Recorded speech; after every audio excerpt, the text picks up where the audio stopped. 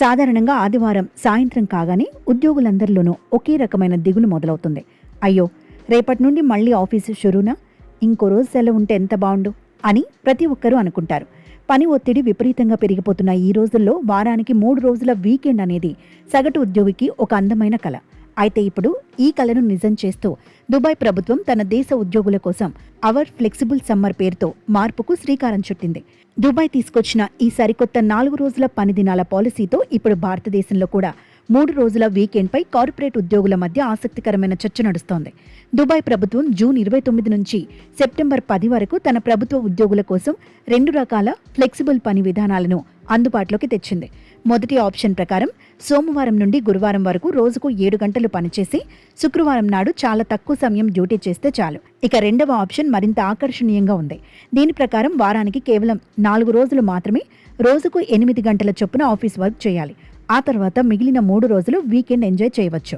Office ఉత్పాదకత ఏమాత్రం తగ్గకుండా ఉద్యోగులు తమ వ్యక్తిగత జీవితాన్ని సంతోషంగా గడిపేలా మెరుగైన వర్క్ లైఫ్ బ్యాలెన్స్ అందించడమే దీని ముఖ్య ఉద్దేశమట.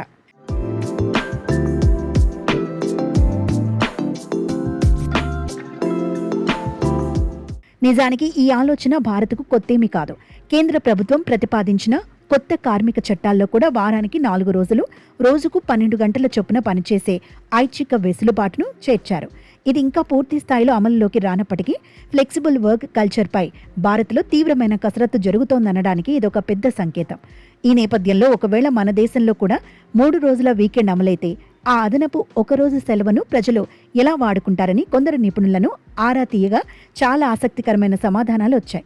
నేటి తరం ఉద్యోగులు ఆ అదనపు రోజును కేవలం పడుకొని నిద్రపోవడానికి కాకుండా తమ కెరియర్ వృద్ధికి వాడుకోవాలని చూస్తున్నట్లు తేలింది.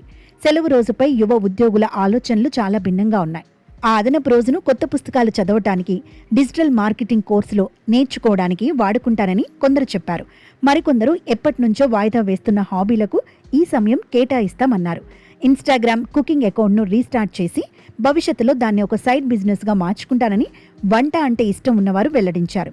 అంటే భవిష్యత్తులో 3 రోజుల వీకెండ్ వస్తే భారతీయులు ఫ్రీలాన్సింగ్, కంటెంట్ క్రియేషన్ వంటి సైడ్ హజిల్స్ ద్వారా అదనపు ఆదాయం సంపాదించుకోవడానికి ఎక్కువ మొగ్గు చూపుతారని స్పష్టమవుతోంది.